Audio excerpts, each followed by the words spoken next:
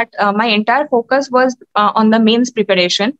So while I was doing the mains preparation, automatically many of the subjects like CPC, evidence, all these are common to both. So these were all covered. So मैंने मेरा जो preparation था preliminary exam के लिए वो I started just 1.5 month before the particular date of the examination. हम लोग का प्रिलिमिनरी हुआ था शायद 11th अक्टूबर को, तो उसके जस्ट 1.5 month पहले ही आई हैव स्टार्टेड 1 month ऐसे he started completely on the preliminary. So for preliminary, firstly I used to read the Bayer Act very well. And Bayer Act जिस सब्जेक्ट में ज्यादा मार्क्स था, for example constitution, वहाँ पर जो articles है वो just have a brief knowledge of bare act से ही पढ़ती थी, तो जिस्ट में हो जाता. सोर्सेस कॉन्स्टिट्यूशन का कहाँ से क्या वो सोर्सेस इंपॉर्टेंट है.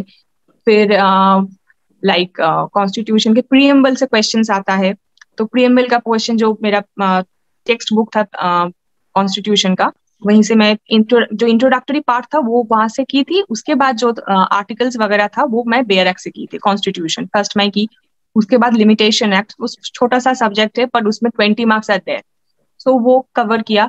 और ये सब्जेक्ट के साथ ही देन एविडेंस, देन सीपीसी, और बाकी जो हिंदू मुस्लिम पर्सनल लॉज था उसमें सिर्फ 10 मार्क्स था, तो उसमें मैं ज्यादा कंसेंट्रेट नहीं की थी.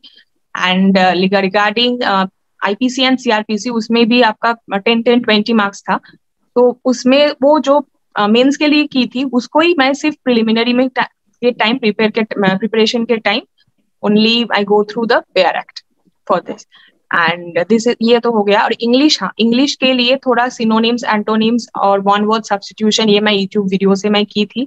और करंट अफेयर्स के लिए I use to follow various channels are there in YouTube जो डेली करंट अफेयर्स करते हैं, तो I use to hear those channels.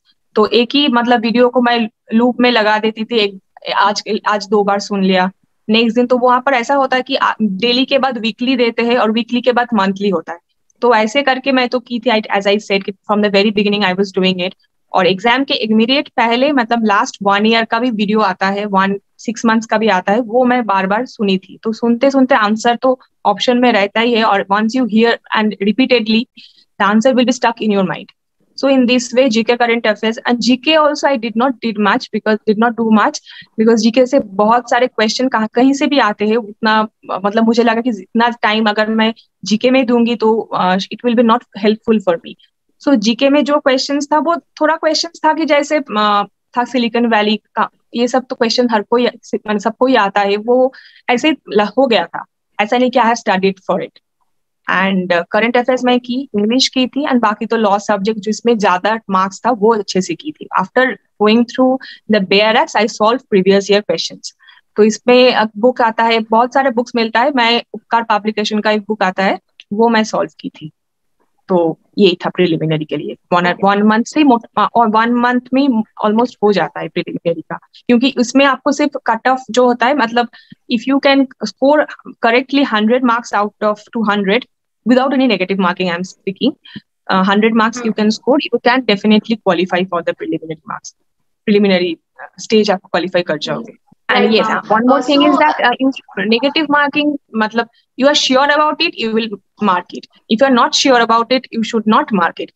Unless and until you can score about like 130, ऐसा अगर score you are sure about it कि मेरा 130 marks एकदम 100% I'm sure about it, उसके बाद आप 1-2 गेसिंग work you can do, because तब भी आप डिडक्ट होगा तो ज्यादा नहीं होगा. लेकिन try to avoid doing wrong answers, because negative हो जाएगा तो there is high chances you may not qualify.